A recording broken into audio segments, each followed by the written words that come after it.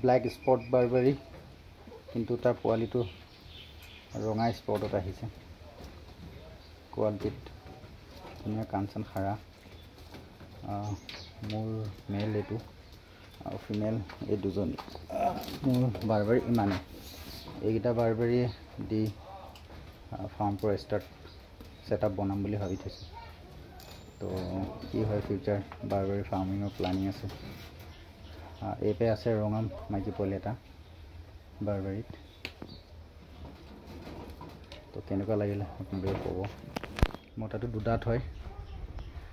এইজনী দাঁতি হ'ল তৃতীয়বাৰমান হ'ব আৰু এইজনী তৃতীয়বাৰমান দিছে পোৱালি।